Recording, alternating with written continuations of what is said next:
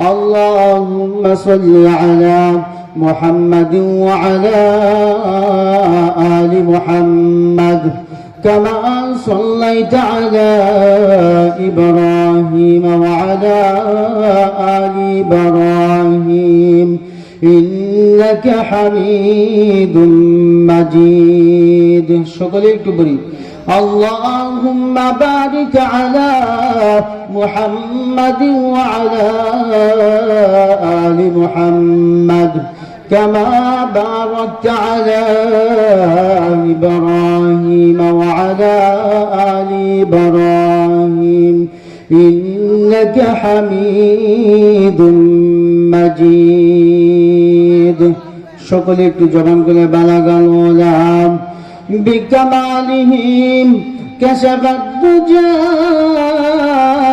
بجماله حسنت جميع خصاله صلوا عليه وآله बता हमको तेरे राह किस तरफ है तेरे राह पर चला हमको खुदाया ला इलाहा इल्लल्लाह ला इलाहा इल्लल्लाह ला इलाहा इल्लल्लाह ला इलाहा इल्लल्लाह सय्यिदुल कौम नैन खतमुल मुरसलीन आखिर मदबूद फखरुल अव्वलीन ला इलाहा इल्लल्लाह ला इलाहा इल्लल्लाह ला इलाहा इल्लल्लाह बुजुर्गे के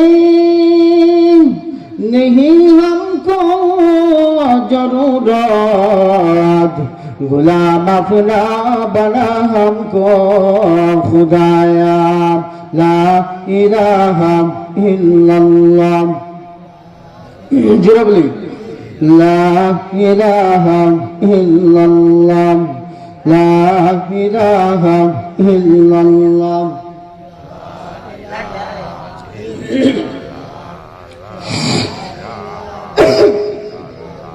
सुबहानल्लाह अल्हम्दुलिल्लाह ला इलाहा इल्लल्लाह सुबहानल्लाह अल्हम्दुलिल्लाह ला इलाहा इल्लल्लाह सुबहानल्लाह अल्हम्दुलिल्लाह ला इलाहा इल्लल्लाह তুমি বাঁচাও তুমি মারো অবিরত ক্ষমা কর তুমি বাঁচাও তুমি মারো অবিরত ক্ষমা কর ধরার যে জন তাকে ধর ধরার যে জন তাকে ধর তোমার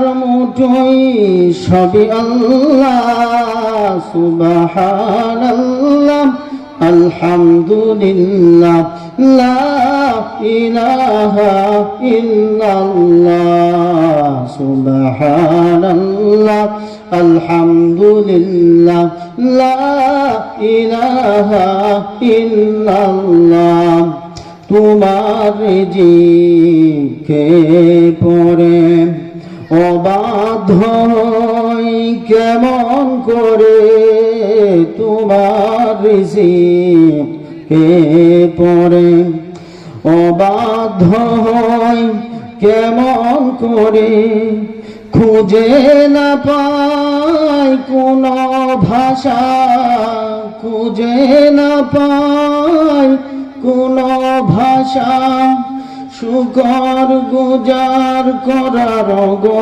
আল্লাহ সুবহানাল্লাহ আলহামদুলিল্লাহ লা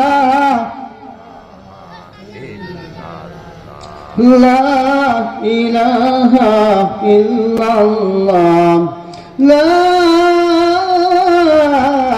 ইলাহা ইল্লাল্লাহু মুহাম্মাদুর রাসূলুল্লাহ। তো বলতেছিলাম আমরা আসছি পরজগতের কিছু পুঁজিপাটা সংগ্রহ করার জন্য, ঠিক না? আমি আপনাদের সম্মুখে কোরআনুল কারীমের একটা আয়াত, রাসূল করিম সাল্লাল্লাহু আলাইহি সাল্লামের রমীয় বাণী থেকে এক টুকরা হাদিস পেশ করেছি। এই কোরআনের আয়াত এবং হাদিসের এই বাণীকে সামনে রেখে দুই চারটি কথা আমলের নিয়তে হেদায়েতের উদ্দেশ্যে বলার চেষ্টা করব। আল্লাহ তাআলা যেন বলার তৌফিক দান করে, সকলে বলে আমিন। তো বলতেছিলাম আল্লাহ তাআলা বলতেছেন আমরা কিন্তু দুনিয়াদার, দুনিয়ার পাগল, আমরা দুনিয়ার পাগল।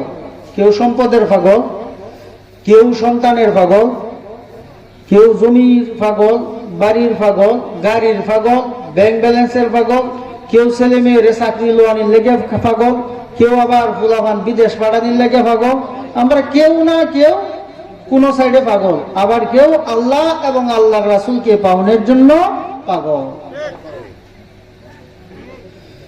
আল্লাহ পাক রব্বুল আলামিন বলতেছেন ইয়া আইয়ুহাল্লাযীনা আমানু, হে ঈমানদারগণ, তোমরা যারা ঈমান আনছো, তোমরা যারা ঈমান আনছো, আমি আল্লাহকে না দেখিয়া বিশ্বাস করছো না, আমরা আল্লাহকে দেখছি। আল্লাহকে আমরা দেখি না, এই সকলে এই দিকে মনোযোগ, কেউ কারো দিকে তাকাবো না, আমার সাথে কথা বলতে হবে। আমরা কি আল্লাহকে দেখছি?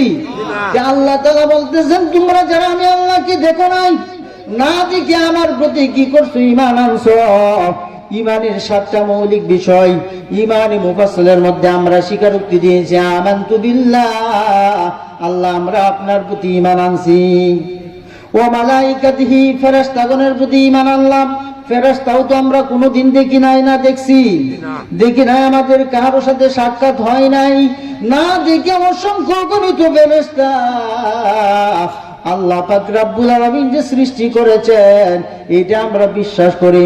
কিন্তু আমাদের সাথে দুইজন সাংবাদিক, কিরামান কাতিবিন ইয়ালামুনা মা তাফআলুন, আমাদের সাথে দুইজন সাংবাদিক আমাদের প্রাপ্তবয়স্ক হওয়ার পর থেকে নিয়ে, শরীয়তের বিধিবিধান আরোপিত হওয়ার পর থেকে নিয়ে মৃত্যুর পূর্ব মুহূর্ত পর্যন্ত এই মসজিদে যে কাঠুল্লা নামে প্লেন বা হেলিকপ্টার, যেটাই বলেন এয়ারপ্লেন, আপনার জন্য আমার জন্য অপেক্ষমান, মসজিদের বারান্দায় অথবা ভিতরে অপেক্ষমান আছে। ওই মসজিদের ওই কাঠুল্লা নামক প্লেনকে যখন চারজন পাইলটে কাঁধে করে আপনি আমার জীবনের শেষ নিঃশ্বাস যেদিন ত্যাগ করব, আমার উঠানে, আপনার উঠান নামক বিমানবন্দরে যখন এই ল্যান্ড করবে, ওই সময় আসার আগ মুহূর্ত পর্যন্ত আমরা কতটুকু ভালো কাজ করতেছি, কতটুকু গুনার কাজ করতেছি, আল্লাহ এবং আল্লাহর রাসূলের দেখানো পথ এবং মত অনুযায়ী আমি কতটুকু জিন্দেগি অতিবাহিত করতেছি। আর আমার মন চায় তো জিন্দেগি নফসে আম্মারার খাহেসাতের পূরণের লক্ষ্যে শয়তান আমাকে যেভাবে চালাইতেছে, আমি কিভাবে চলতেছি, সবগুলির ভিডিও ফুটেজ কিন্তু দুইজন সাংবাদিক, যাদের নাম হলো কিরামান কাতিবিন, উপাধি লেখক তারা, এগুলি নাম নয়। যেমন সাংবাদিক কোন ব্যক্তির নাম, ওই ব্যক্তির আসল নাম তো আছে, তাকে বলা হয় সাংবাদিক। সে যে কোনো নিউজ খবর প্রচার করে। আল্লাহ পাক রব্বুল আলামিন আপনি আমার সাথে দুইজন করে সাংবাদিক লিপিবদ্ধ করে দিয়েছেন, আমার জন্য, আপনার জন্য নিযুক্ত করে দিয়েছেন। আপনি আমার জিন্দেগিতে আমি কতটুকু ভালো কাজ করতেছি সবগুলি কিন্তু ভিডিও ফুটেজ আকারে, সবগুলি কিন্তু ডায়েরি করতেছি, লিপিবদ্ধ করতেছে।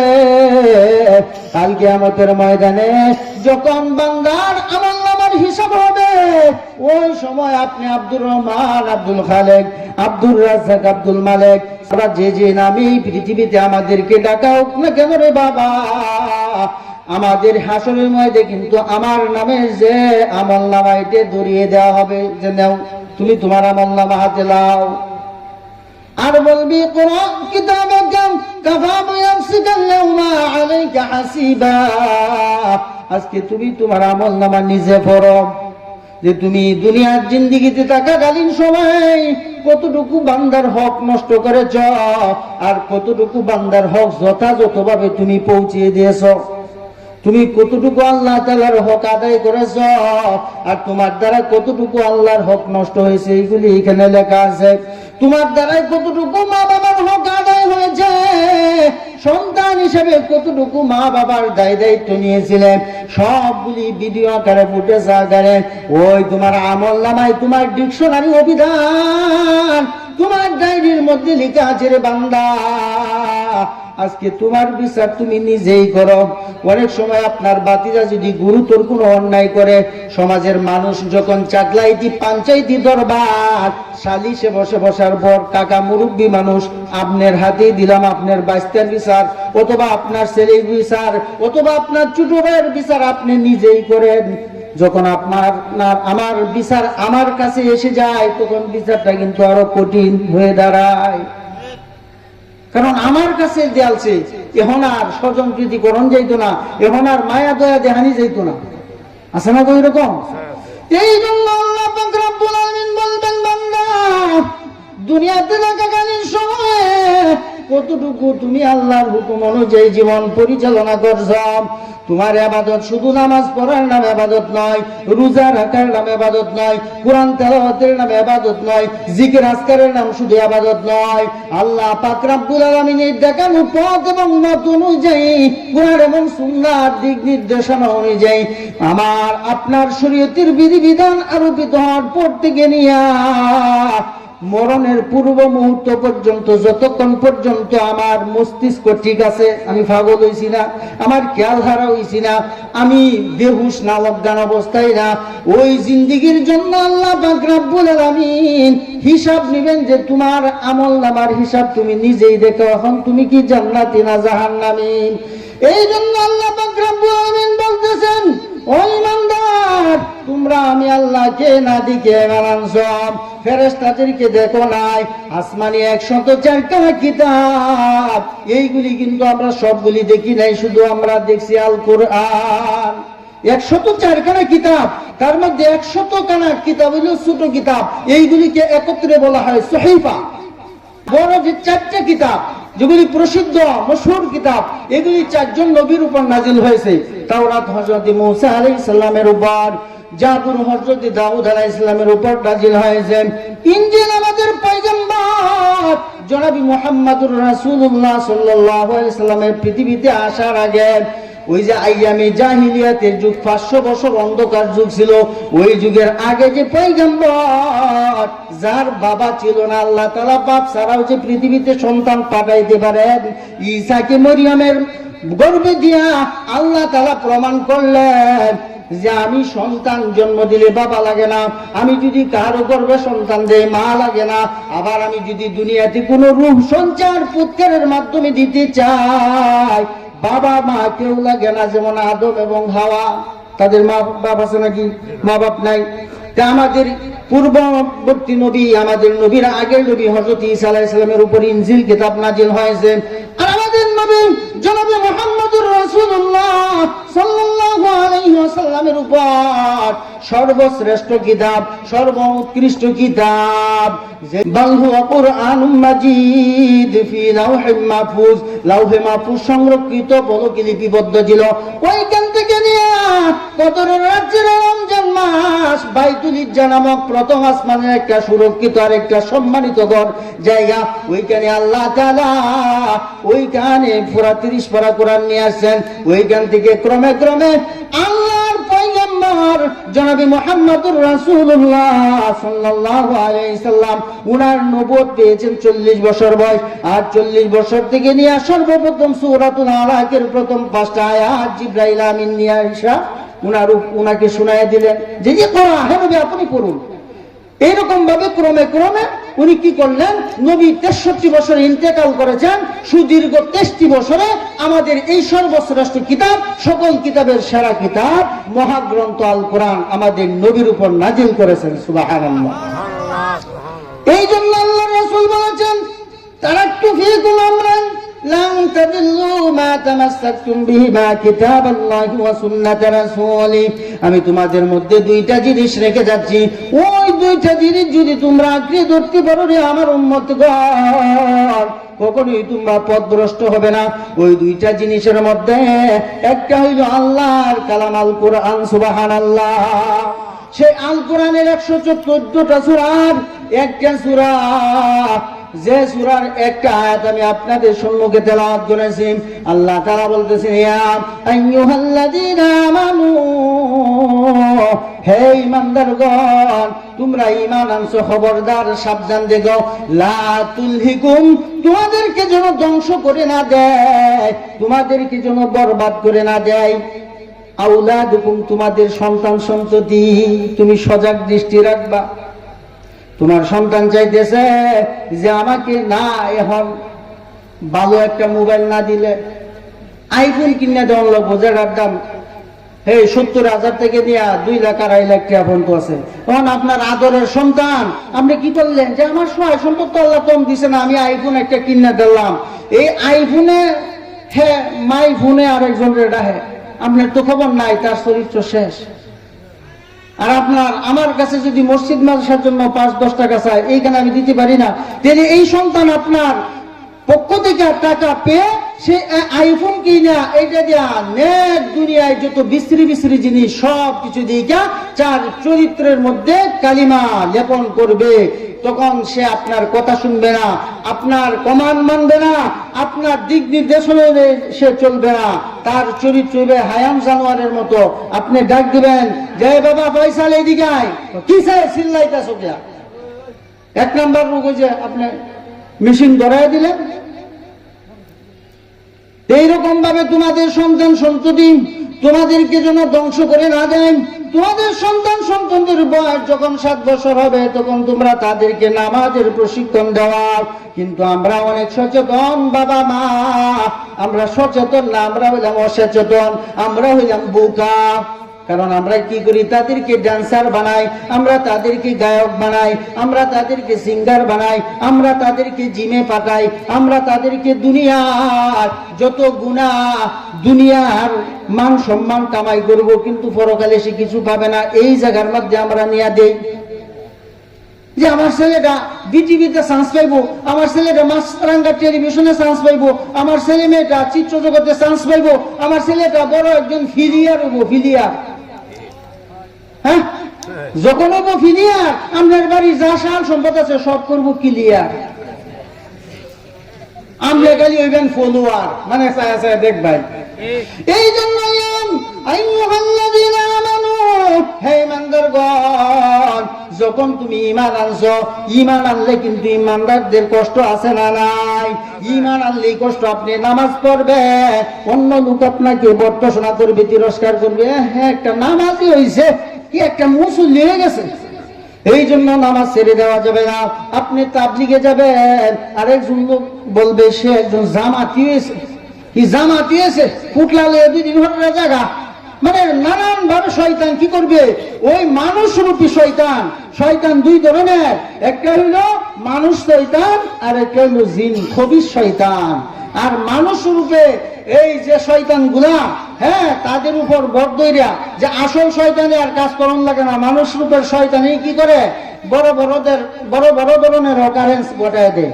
এই জন্য তারা আপনাকে বর্তসনা দিবেন। অনেক সময় বলবে যে এই লোকটা না এত নামাজি, এই লোকটা না তাবলিগে যায়, এই লোকটা তো ভালো ভালো কাজকর্ম করে, তারপরেও তার ঘরের মধ্যে অভাব অনটন লেগেই থাকে, তার ঘরের মধ্যে রূপবালাই লেগেই থাকে। ওরে বাবা, জানিয়া রাখবা, এইগুলি আল্লাহর পক্ষ থেকে তোমার আমার জন্য ঈমানের পরীক্ষা। আল্লাহ পাক রব্বুল আলামিন বলেন, ও দুনিয়ার বান্দা বান্দীগণ, দুনিয়াতে থাকাকালীন সময় তুমি যখন হক পথে চলবা, সৎ পথে চলবা, কোরআন হাদিসের আলোকে চলবা, দেখবা হাজারো বিপদ আইসা তোমার সম্মুখে পাহাড় হইয়া দাঁড়ায় গেছে। ওই সময় আল্লাহ তাআলা বলেন, ইয়া আইয়ুহাল্লাযীনা আমানুস্তাঈনু বিস-সাবরি ওয়াস-সালাহ ইন্নাল্লাহা মা'আস-সাবিরিন। যখন তোমার বিপদ আসবে, যখন তোমার পরিবারের মধ্যে অভাব দেখা দিবে, যখন তোমার ফ্যামিলির মধ্যে যখন দেখবা যে রোগ বালায় মুসিবত এসে পাকড়াও করবে, আল্লাহ পাক রব্বুল আলামিন বলেন ও বান্দা ওই সময় তুমি নামাজের মাধ্যমে ধৈর্য ধারণ করো। দেখবা তুমি যখন নামাজ পড়তে দেখবা নামাজের মুসল্লায় দাঁড়িয়ে যাইবা, আমি আল্লাহ অটোমেটিকলি তোমার এই মুসিবত থেকে আমি উদ্ধার করে নিব। সুবহানাল্লাহ। যে আল্লাহ তাআলা বলতেছে যারা নামাজের মাধ্যমে ধৈর্য ধারণ করে আল্লাহকে ডাকতে থাকে, আল্লাহ বলেন ইন্নাল্লাহা মাআস সাবিরিন, আমি আল্লাহ তাদের সঙ্গে আছি। সুবহানাল্লাহ। বিপদ আসবেই, অসুবিধা নাই, বিপদ আসবেই। যতই আপনি বুজুর্গ হন না কেন, যতই আপনি ইমানদার হবেন, যতই আপনি নামাজি হবেন, দেখবেন যে নানান ধরনের মুসিবত আইসা পাকড়াও করতেছে। আপনি গোয়ালঘরের দিকে তাকাবেন, দেখবেন আপনার 1,20,000 টাকার দামের একটা ষাঁড় গরু অসুখ হয়ে গেছে। আল্লাহ বলে বান্দা আমি তোর ইমানি পরীক্ষার মধ্যে ফেলেছি, তুই নার্ভাস হইস না, আমার রহমত থেকে নিরাশ হইস না, আমাকে ডাকতে থাক।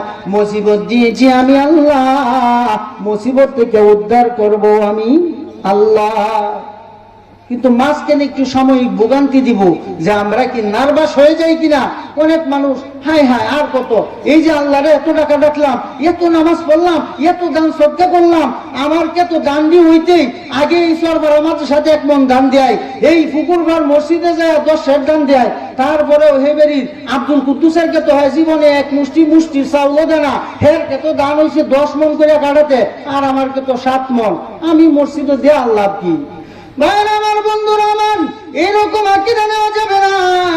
আপনার ফসল যে দুনিয়ার ফসল ফলানির ক্ষেত্রে যে কম হইল, বরকত আপনি মনে করতেছেন কম না, যেগুলি কমতি হয়েছে এইগুলি আল্লাহ পাক রব্বুল আলামিন, আপনার যত সম্পদ কম হবে ততই আপনার হিসাব কম, তাদের আগে আপনি হিসাব কিতাব দিয়া বেহেশতে চলে যাবেন। সুবহানাল্লাহ। আর দুনিয়াতে সম্পদ যত বেশি দিবে তত ধরনের ফেরেশানি বাড়বে। আর কাল কিয়ামতের ময়দানে 5টা প্রশ্নের উত্তর না দেওয়া পর্যন্ত কোন বান্দা 1 চুল পরিমাণ সামনে অগ্রসর হতে পারবে না। তার মধ্যে 1 নাম্বার, আমি আল্লাহ তোমাকে যে শান সম্পদ দিয়েছিলাম, টাকা পয়সার পাহাড় বানিয়ে দিয়েছিলাম রে বান্দা, ওই সম্পদগুলি কোন পথে ব্যয় করছো আজকে হিসাব দিয়া যাও।